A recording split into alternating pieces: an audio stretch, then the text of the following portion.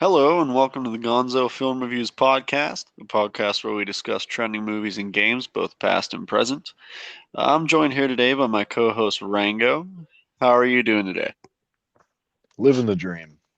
That's good to hear. And um, people are probably wondering why we didn't put a intro song before, before or after, because there won't be any after this either.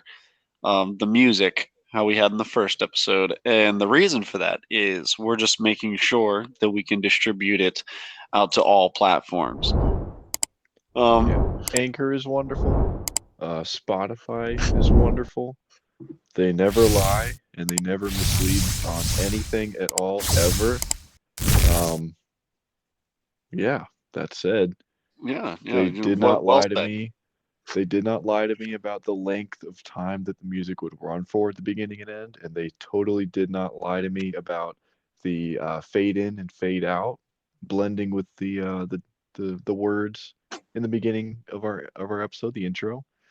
And I fully endorse using them.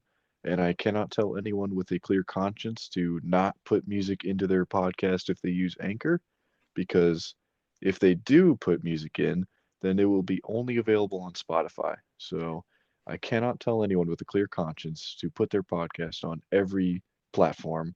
I can only tell them that Spotify and Anchor never lie, and the music always works perfectly.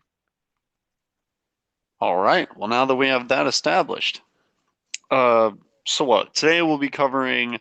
Well, I'll be reviewing the game Sifu that came out in February, and what Rango here will be reviewing. Come on. Mike Mills, As a spectacular film from 2021. yeah, well, I myself haven't had the pleasure of seeing it yet. I've been a little busy um, for for quite some time. It's been a really crazy like year and a half for me.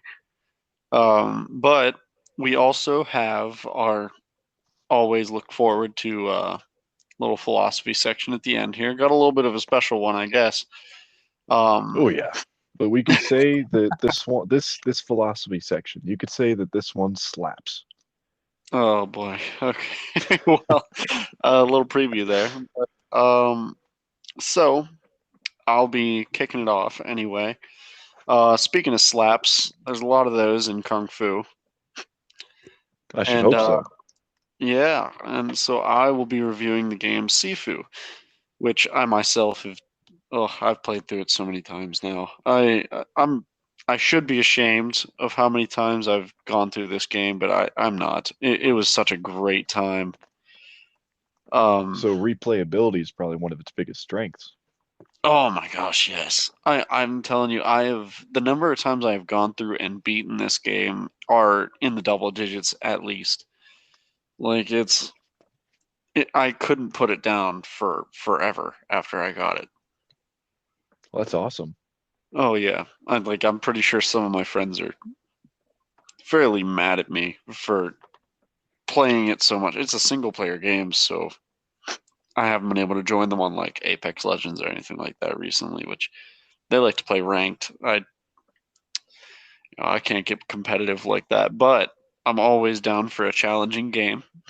And the game's difficulty is definitely, I mean, it speaks for itself, but you have a very high level of adaptability, and the learning curve for the game is not that like hard at all. You just put in some time for it, and before you know it, you'll be unlocking skills you can use through the you know XP skill unlock system, which is really cool because you unlock new combos, all kinds of different things to help you when you're fighting and going through a level, which make life so much easier. It's just you gotta be willing to put in some time and really put effort into learning the behaviors of the AI in the game.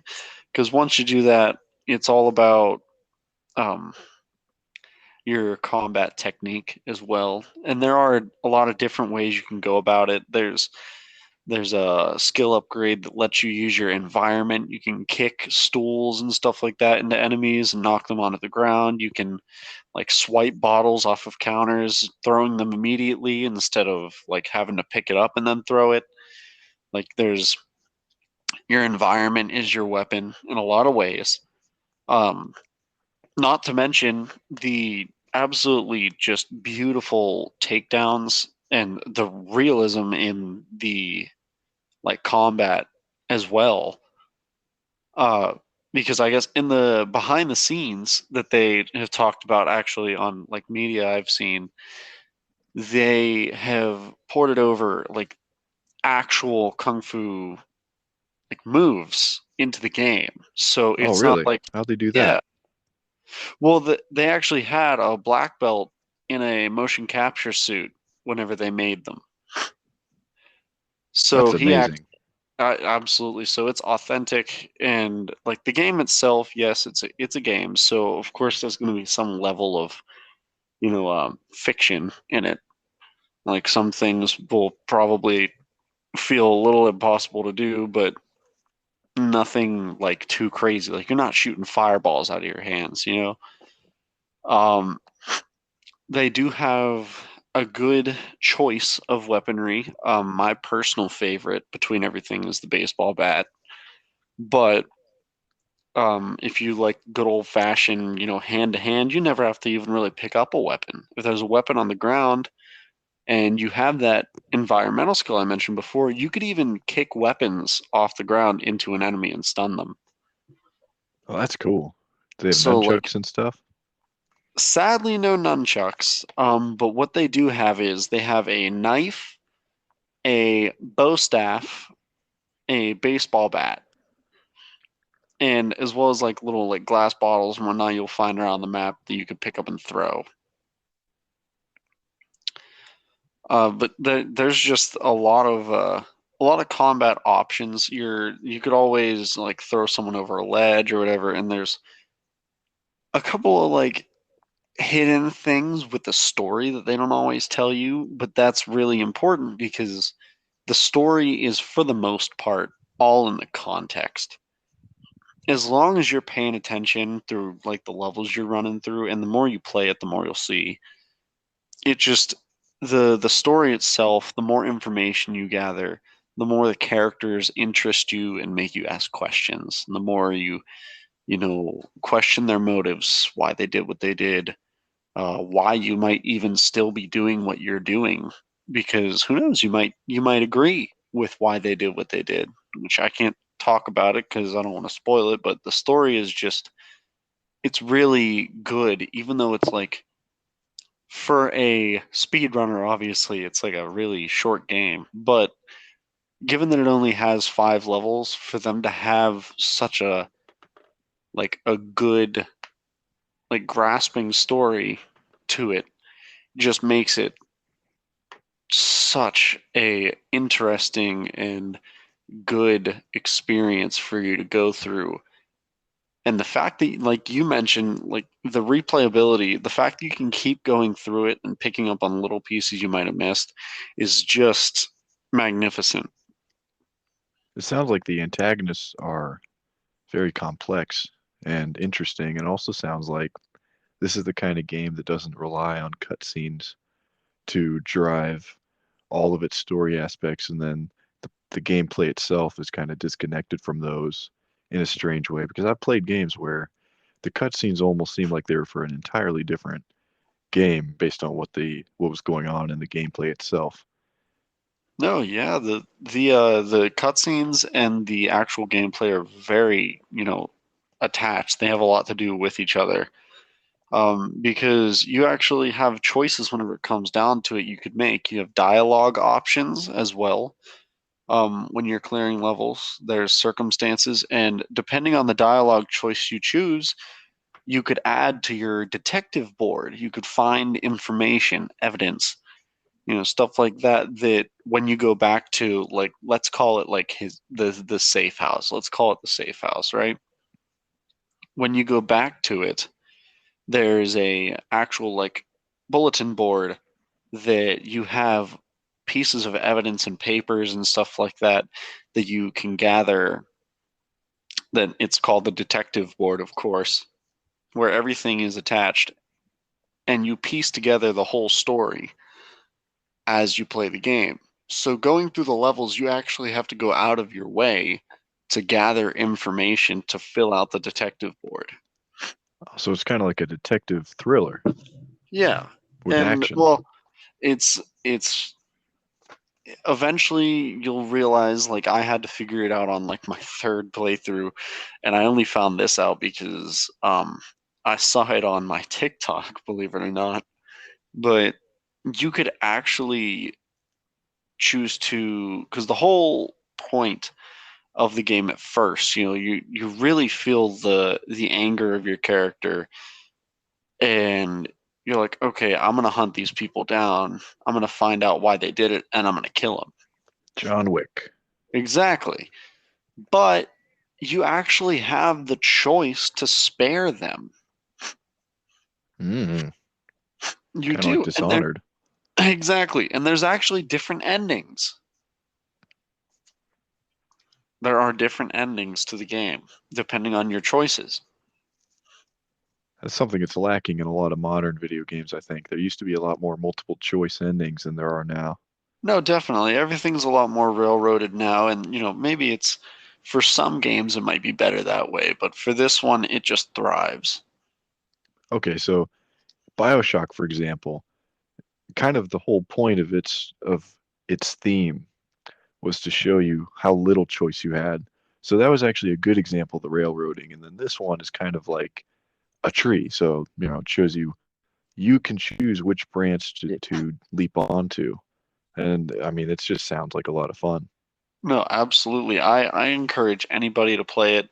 And with all of that said, I uh I have to give this a two thumbs up on my rating for it because it is a spectacular game. It will challenge you, it will aggravate you, much like I said for Elden Ring, but this is a different kind of challenge because with Sifu, thankfully, there's a lot more ways you can kind of weasel through it and overcome the obstacles if you really um, can't adjust very well. So there's a lot of options you really have. There's different ways you can go about it, and really, there's a lot of ways to outsmart the AI itself to kind of give you a leg up.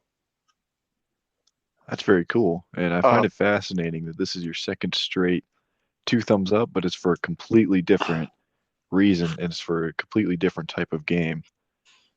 Absolutely. Well, I kind of figured coming into 2022 that this is going to be a huge year for games. I mean, Dying Light 2, Sifu, Elden Ring now. Like there's so many things to look forward to now, especially Tiny Tina's Wonderland just came out. I've been playing that nonstop. And I Um, must tell everyone, stay tuned to this podcast for the Lego Star Wars Skywalker Saga review coming up in a right. couple weeks. That's going to be a fun one. Oh man, the Lego games never cease to amuse. True. Um, so with that, uh, that's about all I can really say for Sifu for now, unless I can keep talking about it. Let's be honest, but I want to give you your your time to shine as well. Um, after a bit of our break for our sponsor. And so moving on, the film that I chose to review this week was something I saw last December. It was the film Come On by Mike Mills. And it was incredible. It was one of the best films of 2021, if not the best one. I'm Another shocked it Joaquin didn't Phoenix receive any movie, right? nominations. That's another Joaquin Phoenix movie. Yeah, yeah, he was in it. He played Uncle Johnny, and he was Woody Norman's uncle in this film, and Ah, okay. they had a very, very fun dynamic. Well, I haven't seen it myself, but I did take it upon myself to watch the trailer, like the official trailer, and it looks like a really great film which I mean, it also kind of got me wondering, since you watched it, you might be able to kind of give me a better idea for it, since it's kind of what we're here for, right? Of course, yeah. So, uh, since it's him and the child actor, we have to think: is this like a film for all ages or families? And if so, what makes you say that?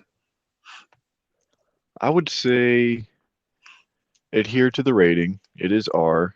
There are adult themes. There's not a lot of issues with it, honestly, but it does earn its R rating for some language.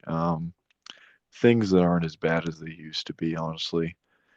Just a language and adult themes. Like there's a lot of mental issues discussed. Woody Norman's character's father in this one is going through a very hard time, and it's the issue that uproots his family, and the whole reason that he needs to go on a journey with his uncle is because his Huh, mom is taking care of his dad in the film. taking care of So this. yeah, Huh. Okay. So with that said, what kind of movie is it? I would say it's the most beautiful existential crisis put to cinema. That's Huh. saying a lot, Ex- but it really feels that way. It's a movie of pure emotions kind of exploding in different spots and with different veracity. Some are big, some are small, but so would you call it a drama? I would call it a comedy with some serious elements in it. It was very funny, and it's Huh. so charming and cute and hilarious at times that even though there are things going on that are tough and everybody deals with different things, it's very hopeful. And um, he plays a podcaster in the film where his job is to go around the country and interview kids from different towns, cities, and states from different walks of life. And a lot of those kids' answers were very, hopeful, actually. One of his big questions he would ask all of them was, what do you see, happening in the future? Do you think it'll be better or worse? And most of them said better. Most of them had hope for the future, which is something that a lot of, it's lost a lot these days often, I think. There's a lot of cynicism, especially with You know, online discourse, and there's a lot of nihilism, and we're all going through our own existential crisis, you know, always every day. So, ending, but it's always a good thing to have that that little spark of hope for the future. Anyway, yeah, so with you said there's a lot of emotion conveyed then, like bursting emotion through the movie. That would kind of require a certain level of acting. Do you think that was met? Do you think that translated across the way it was supposed to with the it acting? surpassed my hopes because usually with child actors, um, maybe it's just me, but I find myself getting annoyed quite often when I watch a movie with lots of young child actors. I mean, it's just a personal thing, but they seem usually to just kind of come across as annoying or, and I do understand that they haven't had the full, I guess the word is, advantage of aging, of Experience? experience, of Yeah. developing real acting chops. But Woody Norman completely blew me away. He was open, completely open, and he was Wow. funny. He was he was scared. He was curious. He was excited, and he was sad, happy. He was So you just feel all that was conveyed properly then? yeah. He seemed so real, and they all seemed so real, but he seemed so weird and real. He seemed like a kid that I would have known. Not a common kid, but Huh. a very sensitive, smart, and emotional kid. And he's playing a 9-year-old in the film. I don't know what his age is, but he seemed like the most realistic, but at the same time, a very unique 9-year-old who's his own person. He's not just the kid, like, oh, I got to watch the kid for a few hours. It's literally, he is one of the main driving forces of the film, and he is incredibly unique as a Wow. character. And I think usually he's when, around 13. I think he's around 13. yeah, he fooled me because he made me think he was 9 or 10. Wow. Well, that's awesome. That's always great to hear young talent like coming around. It kind of gives me some hope for the future. Sky's the limit for him. That's right. So what would you describe the tone of the film as then, with all the emotion, and if the acting was so spot on or even exceeding of what it was supposed to be, and went above and beyond with it? Would you describe the tone as happy? Would you describe the tone as something that we're supposed to take something away from? With the tone, I don't have the proper word for it. I don't have, melancholy or whatever. What I have is a phrase. I think a phrase that sums the tone of this movie up perfectly is, I know everything is fucked up, but I'm gonna find a way to laugh at it, deal with it, and express myself with an outlet. I think that is the tone of the movie, is that Wow. phrase. Well, I mean, from what I saw from the trailer, I'd say you hit that nail right on the head. Yeah, and when you watch the film in full, it really is about the pure terror that the adults feel juxtaposed with um, the knowledge that the kid has. He's not stupid. He knows that things are going on. He knows things aren't great, and he knows that there are big problems occurring. And he Oh, of just, course. it's messing him up, and he's not functioning right anymore, and he doesn't feel safe in his world anymore. So Right. The I would kid say always that, knows. The kids yeah, always know. they all brought it across in spectacular fashion. So yeah, I would say the tone is just, yeah, we live in a fucked up world, fucked up country maybe, but you can always find a way to deal with it. You can always find a way to express those emotions you have instead of bottling them up and making everything get worse for yourself and others. Wow, okay. Well, you're making me want to go see it. Yeah, you I, can. It I is mean, I, streaming now. It is I streaming probably, on all platforms. cool. Well, who knows? Maybe I'll look into that later on. So the thing I really want to know most of all, I know we've kind of covered some really good stuff, but what I want to know most of all is, has the film influenced how you view parenthood at all? um, yeah, it was probably one of the most honest films I've ever seen about parenting ever, because it is the sheer terror and the admission of I don't know what the hell I'm doing from both um, Johnny, but and his sister, um, Woody Norman's mom. Yeah. She knows a little bit more what she's doing as a parent, obviously, but I mean, the thing with her husband going through crazy loops mentally and being in an institution and not getting the help he needs properly, it throws a wrench in her raising of the kid. Well, I And then can't imagine Johnny, it made it easier. yeah, here's a guy who doesn't have kids, never had a kid. He he's got to take care of his sister's kid, and it gets longer and longer. Originally, it's for a day, and then it turns into a week, and then it turns into like a couple weeks. It's like, oh, I got to take this kid around me. I got to interview these kids across the country. Like, I guess I'm bringing this my nephew It's a on lot these to take interviews. on.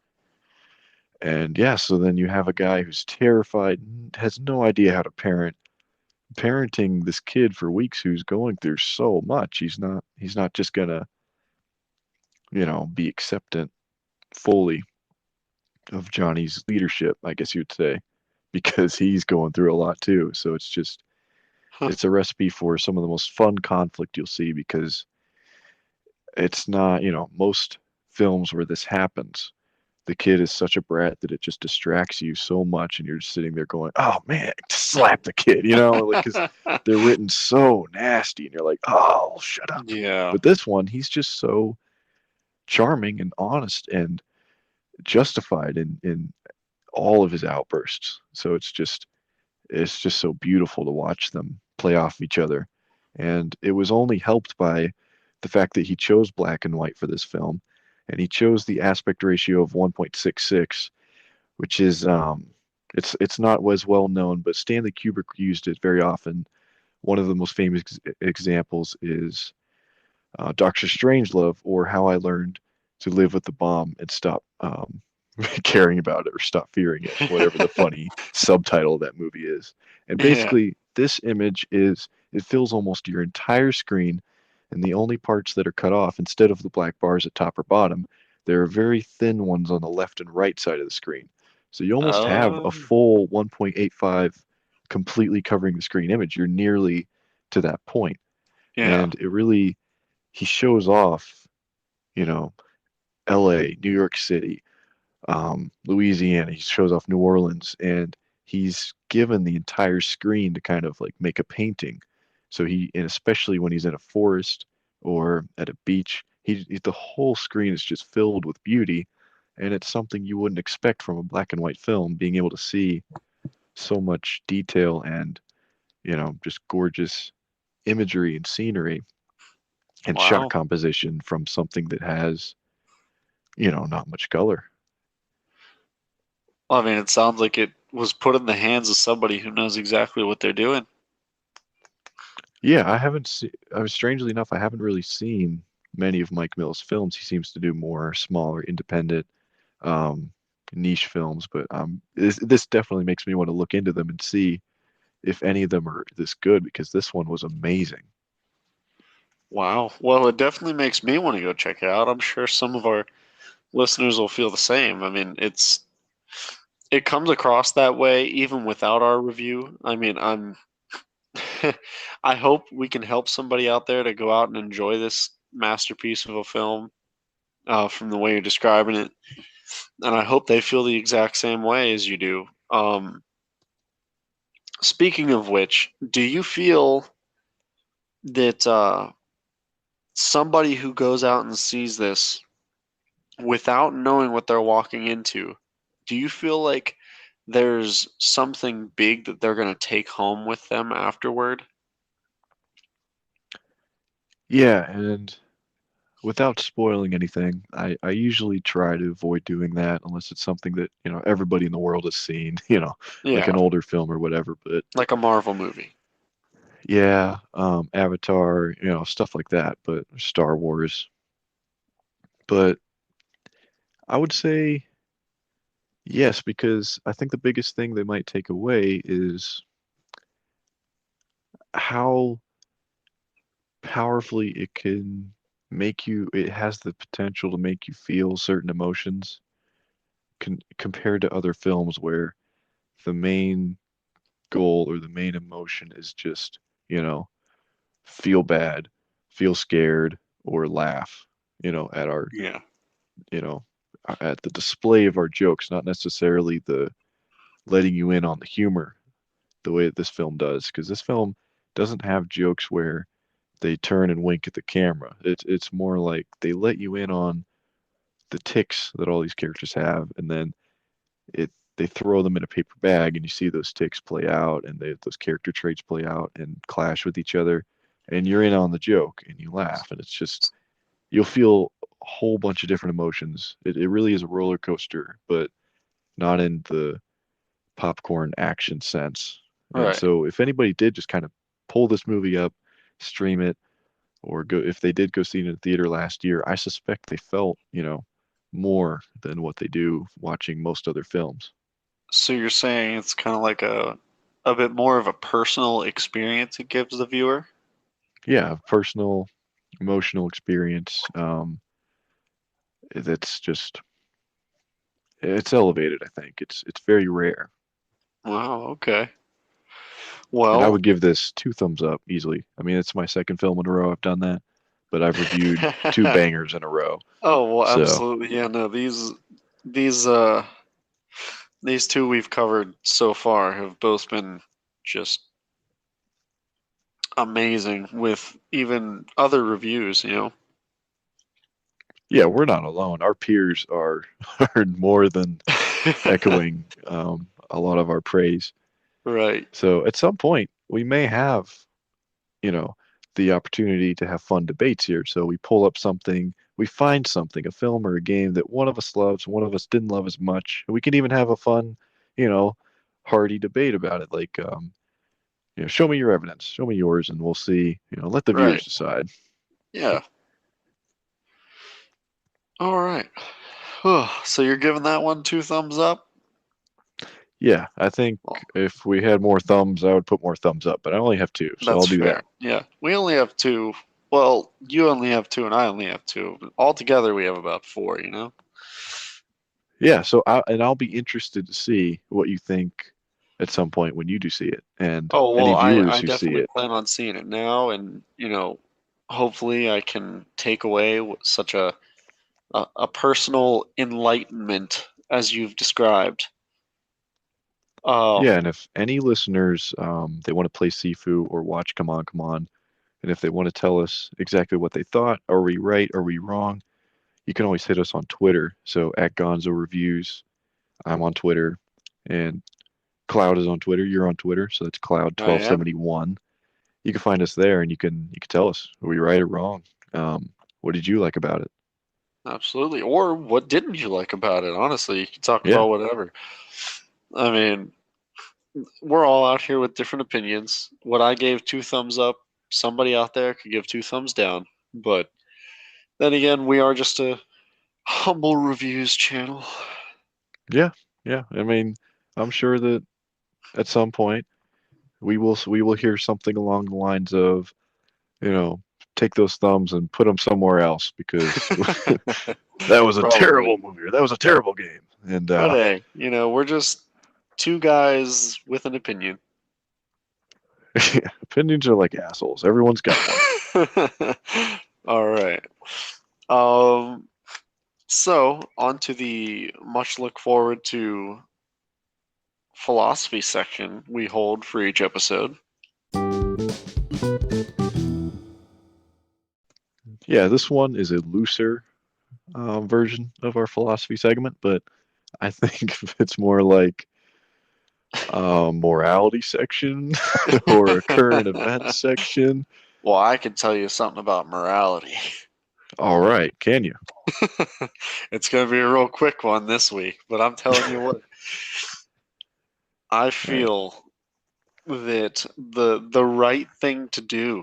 I understand where they're coming from, but I feel like from a morality type of expectation I have here, I feel like Chick-fil-A should be open on Sundays. You know what? Get The this man an Lord's Oscar because this was spitting facts. the Lord's fries should be available 7 days a week. I'm just On the Lord's Day, why can't you get the saying. Lord's waffle fries? It's That's wrong. what I'm saying. When the preacher finishes lecturing me and I want to go eat some sodium laced chicken and the Lord's waffle fries and the best sauce known to man. Right.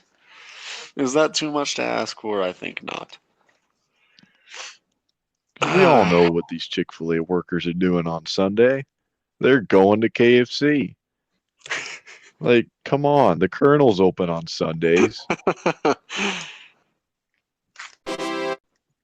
uh, so that was my extremely short little section, but um, that's that was my big topic. I hope you all enjoyed that. You know what? That should be a poll on our Twitter. Should Chick-fil-A be open on Sundays? Yes, yes, or What are your yes. thoughts? um, so, but I hear you over there have something pretty interesting for this section. I do. I do. I think there's an elephant in the room. I think there's I an don't think it's elephant. just in the room. I No, think it's all over the internet. I think it's exited the room and gone everywhere else by now. The night of the Oscars, there were two elephants on stage. Um, and shockingly enough, one of them was not Amy Schumer. Yeah. Well, So, only one of them was very briefly on stage, actually. yeah, so for full context, I guess we should be fair here because we are a fair and balanced network and we report, you decide. So,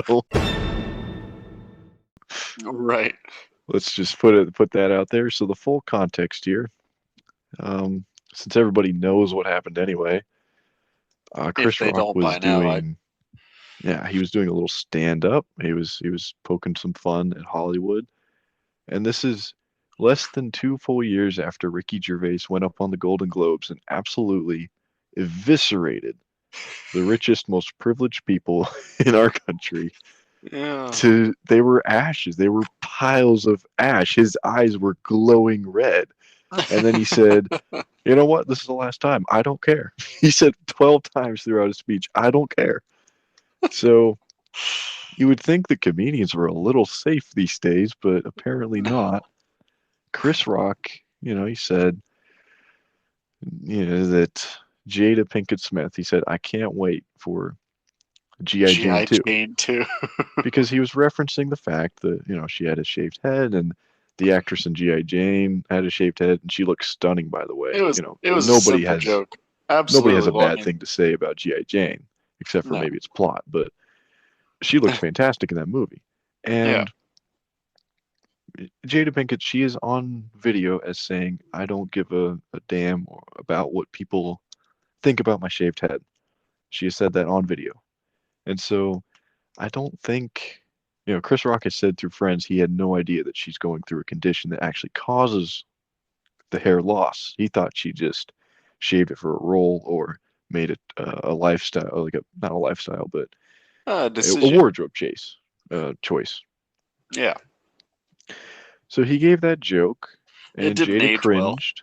Yeah, Jada cringed. Will laughed, and then a few seconds later, when Chris Rock was about to move on, it seems that Will Smith either saw Jada's reaction or Or she she said said something something to him to him. because he gets up, strolls on stage, and then Chris Rock is laughing because he thinks that Will Smith is doing an unscripted bit. Like Yeah. so he's standing there laughing, but you can also see him kind of bracing because he knows that Will's not supposed to be there. He's like, Yeah. "What is going on?" And And then he sure gets enough, slapped in the face. yeah. And then promptly Will Smith walks right back to his seat and starts yelling at him.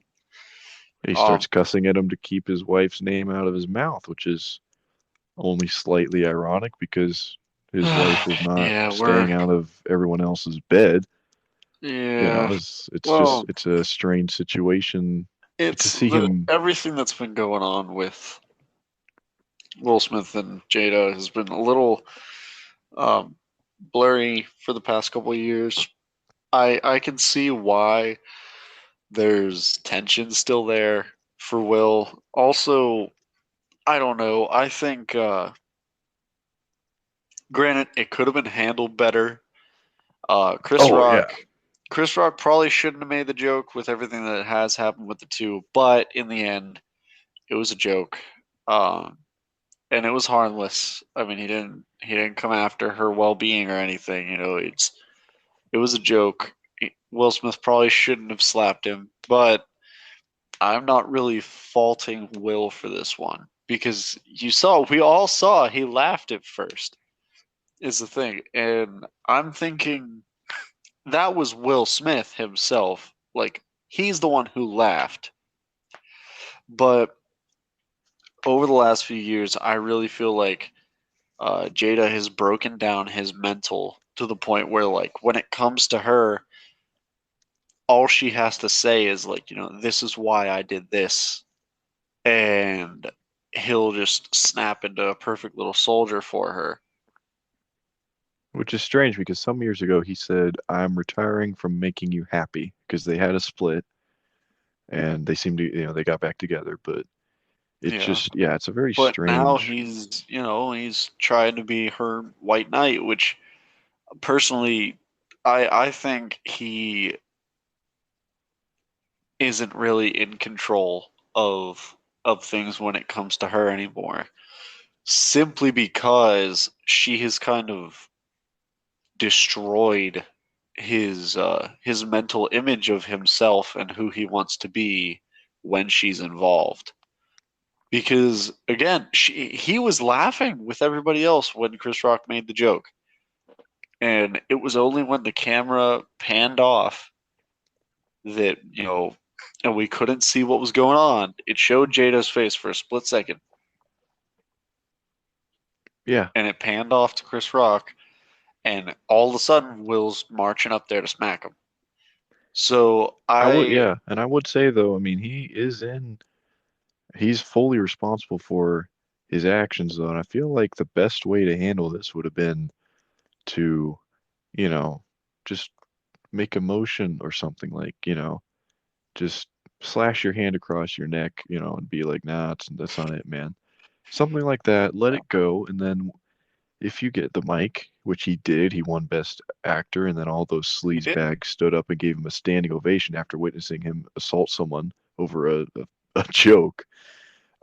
He had the mic. He could have said, I don't think it's right to put down rich millionaire women who lose their hair. He could have said something like that. Like, my wife is above criticism because, X amount of reasons, and he could have said that, but Yeah. no, he literally goes up and physically assaults a comedian for making one of the most harmless jokes I've heard this year. And it's just Yeah. like, and even if you are having just a tough time or whatever, bro, sit down. Like, you're so lucky that wasn't Dwayne or Jason Momoa or Mike Tyson, even Yeah. Denzel or Samuel L. Jackson. Could you imagine Well, I mean, storming the Samuel stage on Jackson. Samuel L. Jackson? Like, Jackson would have left 60% of Will Smith's like bodily fluids on the stage. Will Smith would have rolled off that stage as a grape. Like, he only did it because Chris Rock isn't the biggest dude. He's not the most well known for being a physical quick thinker or fighter or anything. I mean, He did handle it it very seemed. professionally, Oh yeah, yeah. Chris though. Rock knew the moment that his hand made contact with his face, that his ticket sales for his comedy tour, which are going on now, Oh, they're about to explode. they sold more in the past 24 hours than they did the past 3 months combined. Yeah, it's crazy because everybody's gonna want to hear him talk about it. Yeah, and they're going to be and he's already taken the first step by being the bigger man and not pressing charges, which I would have pressed charges. Right. I would have punched back and pressed charges. So there would have Well, I been. believe that Chris Rock even stated that like he's not pressing charges because he felt he deserved it. I haven't seen him say that, but I don't think there's any there's any joke that would justify physical Storming the assault as the stage. response. Yeah. And even if you're not joking, even if you say something mean, still no, like, saying At something mean to least, someone is not a in crime. front of a live audience. Even in a back alley, if Chris Rock had literally Yeah. said to Jada, "You're an ugly bitch," it still doesn't give Will the right to hit him. It No. literally doesn't, because No. unless you're making a threat, um, or unless you're giving a torrent of nonstop abuse from someone who's walking away from you and you keep chasing them to harass them, unless you're doing harassment or threatening or physically threatening, you Yeah, do there not, was no there's no it excuse. was uncalled for, definitely. And it was seemed unhinged and insane, and you could tell by his speech that he's out of his mind, or at least he's acting, pretending to be, because I he don't seemed know. really happy partying after the ceremonies were over. He was dancing and singing with his shiny trophy, because that's really all these people care about is, I am the best, I am being adored right now. So even if I commit a crime on stage, I still get to go up there, be adored, and have people feeling sorry for me, and I'll wipe my tears with my millions of dollars. It's just, I feel so bad for you, buddy. You're going through it. You're not the guy who just got smacked, for making a really light joke. You're the guy who did it, and you're getting a bunch of sympathy. That's crazy to me. And Yeah, I don't know. it's equally crazy, or maybe even more crazy, that Amy Schumer didn't get beat the fuck up for saying that Jake Gyllenhaal and Maggie Gyllenhaal have incestual sex with Oh, each other. yeah, That was that one of was a her quote little unquote jokes from the other night, and it's just, that you was a know, little far. Yeah, go those away. there's a certain line in comedy when it stops being funny and starts being cringy. It's just so gross. Like there are supposed to be kids watching. They had a bunch of songs from Encanto in the show, and you have Yeah. this mad cow going, "Oh well, these brother and sister fuck each other. Oh, this is fun, so funny." All she does is steal jokes from other people and talk about how nasty her crotch is. If you've watched her stand up, it's just, I haven't oh, you're so lucky. personally. I saw clips of it years ago, and it's just appalling. Well, sadly, it was kind of a mess of a night. Um, Yeah, and I think we should move past the elephant to talk about the actual show because that's really what I wanted to bring up yeah, was yeah. Tell you what, was the academy itself. yeah, I'll let you take the reins on this because I know you have a lot to say about it. I personally don't really like keep up or follow with the awards shows and stuff like that. But that's why I'm the game guy. I think you'll definitely have some room in here though. There are some interesting points that I think you'll be able to contribute to. I think you know some things. I You might. probably I know you a probably thing or feel two some about a things. thing or two. Yeah, so like the first thing I'm going to go through is, why is this even declined to the point where it's at now? Because I feel like there's a certain level of class that used to be in the show that just, I think the class left before the smack. I think that the environment created for something like that to happen, Are I you think it talking happened about? before. Are you talking about how it's kind of more of like a in words that I have heard? These aren't really my words, but like I'm friends with a lot of people that do keep up with this stuff, Hmm. and the words I've heard thrown around a lot is that it's become something of a like a political correctness pissing contest. It really has. I mean, most people in Hollywood are pretty openly far left wing in their political views, but at the same time, they're not really tolerant of people who aren't. So, you Yeah. won't find a lot of room for any, conservatives there, which is Yeah. whatever. You can be whatever you want. You can dislike people's political beliefs. That's fine, but Well, opinions, kind of everybody has opinions. We have yeah, opinions. That's why we have a podcast. That's why we're doing this. We but have their opinions. exercise in it seems at this point like virtue signaling seems to be alienating not just the people they disagree with. It's alienating everybody who used to watch Yeah. this. So the centrists, the libertarians, for God's sake, they already got the conservatives hating them, but then they got the general audience to hate them too because they're just so you know waxing poetic about how great they are and how wonderful they are, and they really do seem to be valuing um, things that most people don't really care about, to be honest. Like the Yeah. average person in the country does not really think that women should be the majority of film directors being nominated for an Oscar before we've made progress towards equality in the country. I mean, the benchmark for equality for most people on Earth is not who's winning Oscars. They don't give a crap.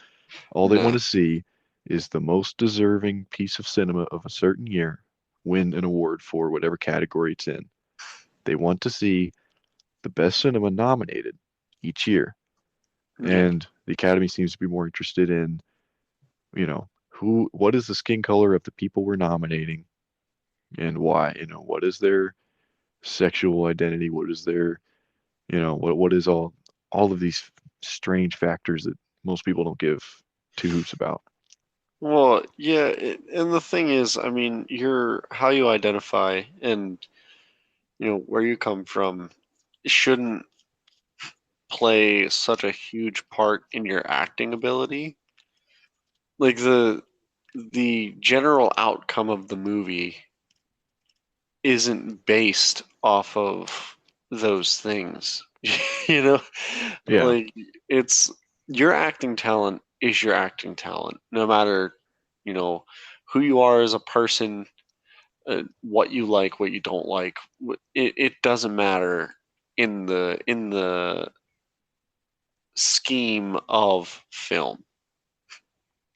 And the vast majority of audiences have proved time and time again that if you just tell a good story, if you just present a great piece of art, a good piece of cinema, they don't care who's in it.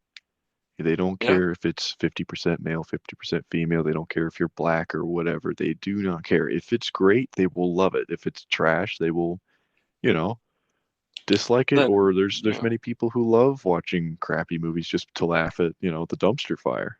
You know, this is true. I well, there's some value in people even everything. have like uh, some people's movie taste are specifically they enjoy bad movies. Like they openly acknowledge it's a bad movie, but they like it.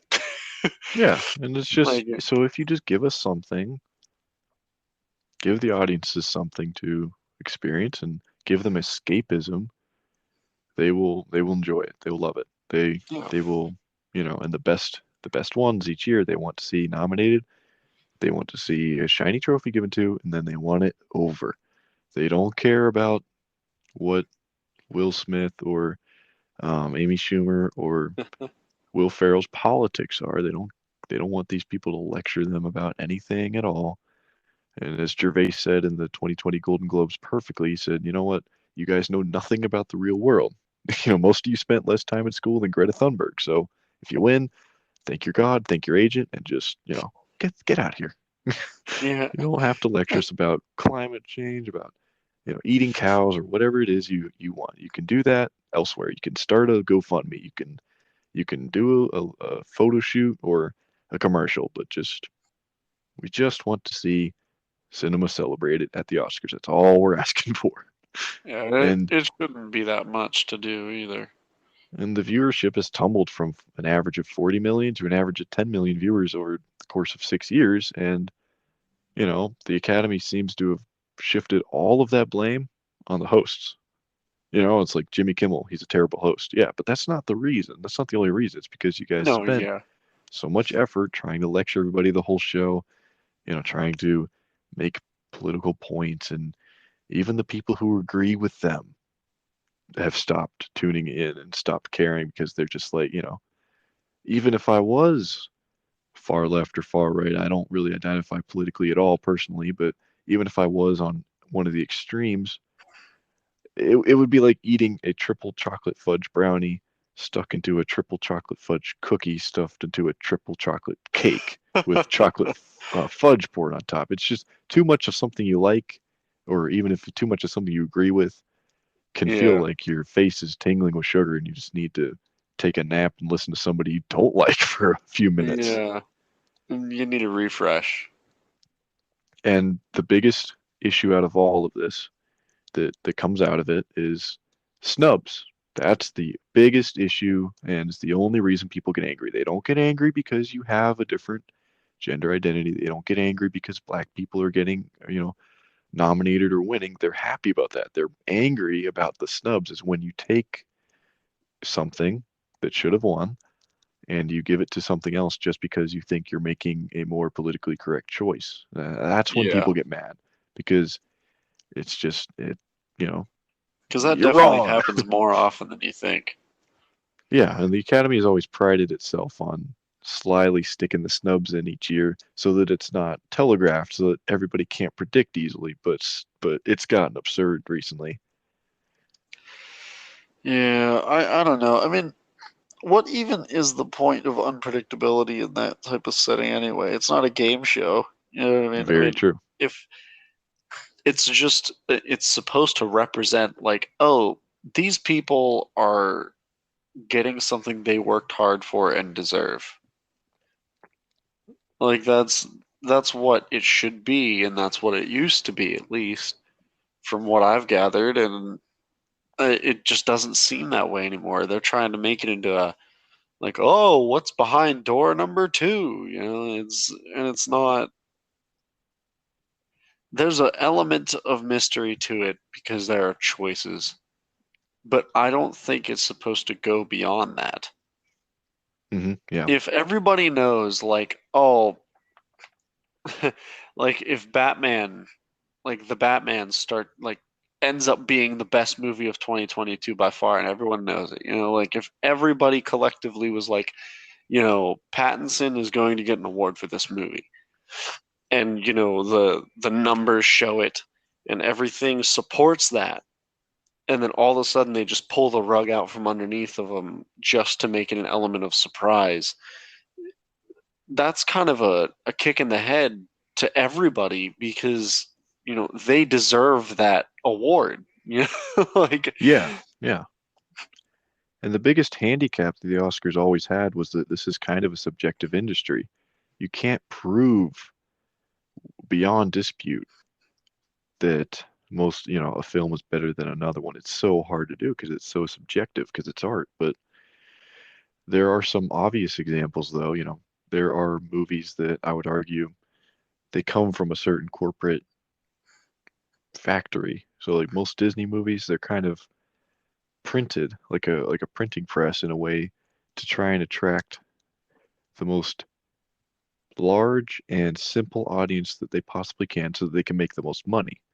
uh-huh. And there are a lot of other studios, mostly independent ones, that dedicate resources to make something that is really challenging. And every Scorsese film, for example, he never goes into this thinking, how much money is this going to make at the box office? He goes in thinking, can I top my last film? Can I top Francis Ford Coppola's films? Can I top, The Godfather? Can I top anything that Tarantino made? Like, they come in it from an artistic point of view, and they come in it from a point of view of trying to push the art form forward and find things that have never been done before, so that they can expand it. Because this would have been nothing if the first crazy crackheads had not grabbed the earliest versions of a camera and filmed a train going by, and Right.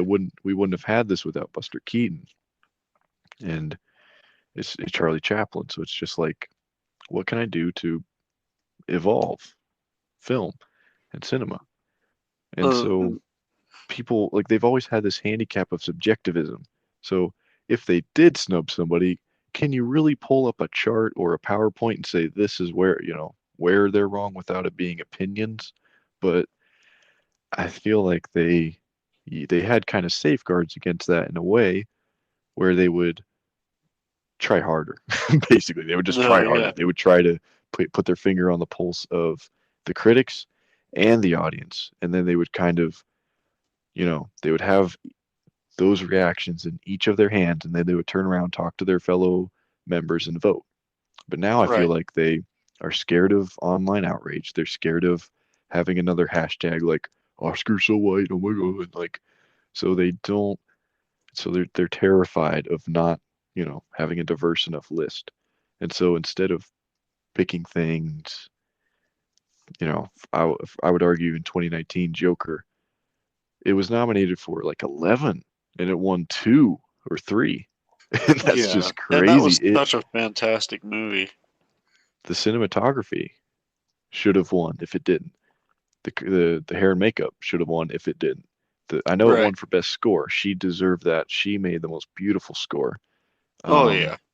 I don't know how to pronounce her name, but I know the first name is Hilder. Hilder something. It's a foreign name, but it's beautiful. Google her. Google the Joker soundtrack, because she did pretty much the whole thing with like cellos and a couple violins and clarinets. I think she had a very small but beautiful arrangement. And Yeah. Joaquin Phoenix won Best Actor. But aside from that, they left like 9, 10 awards on the table that some of those should have gone to it.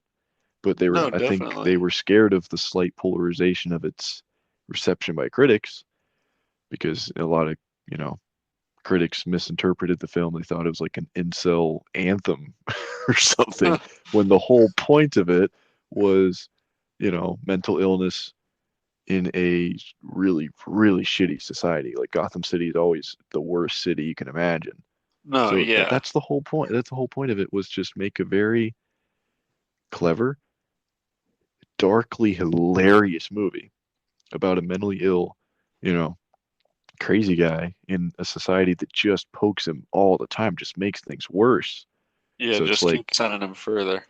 but the greatest thing that film did, and I guess I'll review this at some point. The greatest thing the film did was to make the viewer confuse the viewer about what is reality and what isn't, what is real and what is not. And that was the greatest achievement of it, and that was the whole point of it. It wasn't incels. It wasn't, oh, we're, you know, incels uprising. That had nothing to do with the theme or the point of the movie. It was all about what is real and what is not, and can I make someone laugh at something that's kind of darkly humorous? Right. But And they it snubbed it. really They really challenges snubbed it. you to it challenges you to look at things differently too. It really does. And I'm going It's like, to, would you react the same way as he did to the things that were happening to him if it were to you? You know, and a lot of people I can almost guarantee would say yes. You know, he was kind of forced into that situation and it just kept getting worse for him. yeah. And then the the Oscars that year, the best original screenplay went to Parasite. I haven't seen Parasite. I don't know if that's, I haven't either. but I heavily suspect Joker could have won that one. Well, I But mean, it was done very well, and I know a lot of people that would argue the same thing. yeah, and then there's best production design. I'm shocked that one didn't go to Joker. It Once Upon a Time in Hollywood won, and it was good. It was cool, but it's just crazy to me how you made such an incredible Gotham City on a $50 million budget. That's tiny these days, Yeah, yeah, it's and you not a lost. lot of room to work with. They didn't even win best costume design. That went to Little Women, a remake. Huh. You know, it's just stuff like this. It's not a big deal. It doesn't matter. It doesn't hurt anybody, but they act like these things hurt people or shape their life, or, you know, people will be people will die if they don't see, you know, us represent this on our award show. And it's like, you know, just give it to the one that won. If I win a race, I don't want you to turn around and give the trophy to the second place guy just because you're like, oh, he doesn't have one yet. You know, All right. you snubbed Leonardo DiCaprio for 20 years, and now you gave him a couple just to make him feel better. Like, oh, The Revenant, yeah, here you go, Yeah. because you pretended to fight a bear, so here you go. Even Like, though why The didn't you give it Revenant to did him for? terrible. Yeah, why didn't you give it to him for Gilbert Grape? Why didn't you give it to him for Wolf of Wall Street? He, the Wolf best of work Wall he ever Street did. was crazy. That was the best acting he's ever done, and I don't think he'll ever top it. Right. And they didn't give him the Oscar.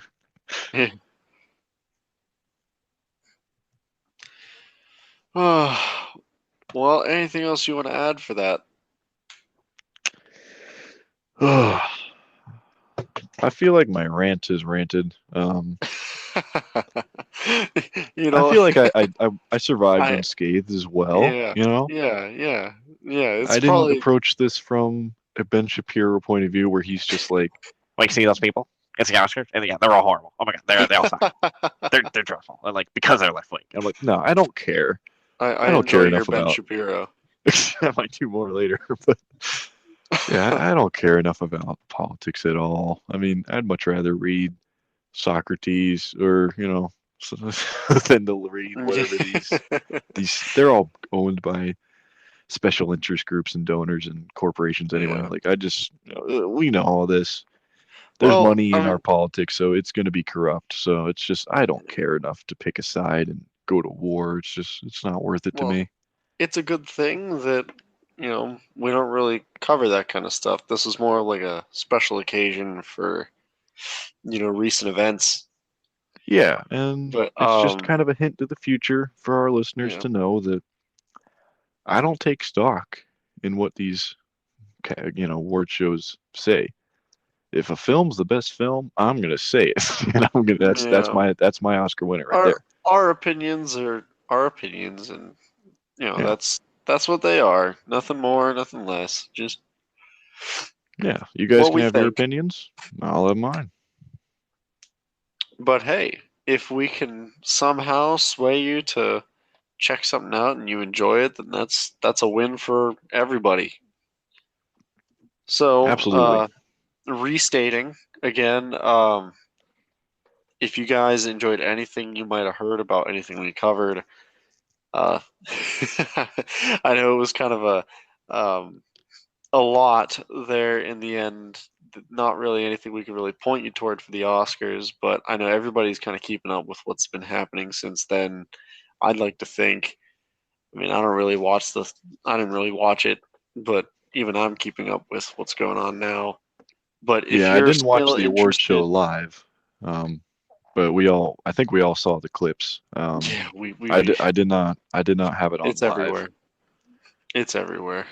But if, anybody who check this out finds anything interesting about Come On or Sifu, then I'd say definitely check it out. If you like it, you know, tweet to us on Twitter. We have again at reviews Gonzo and at Cloud 1271. Tell us what you thought of either of them, whether you liked it or you didn't. Um, Either way, if we could sway you over to check it out, if it's a good outcome from it, then awesome. That's what we're here for. Um, so, with that said, thank you all for listening. This has been the Gonzo Film Reviews Podcast. And again, you can find us on Twitter at ReviewsGonzo and at Cloud1271. If you enjoyed this podcast, make sure you save us to your podcast list so you're notified when our next weekly episode is posted. And if you can, share this with your friends. Yeah, I hope you guys all enjoyed, and tune in next week. Keep tuning in whenever you see episodes posted. Turn on notifications, and yeah, we'll have much more fun things to talk about every week. I'm sure that this industry much, never leaves many dull moments. Right. And well, so in the words of Robert De Niro, that's life.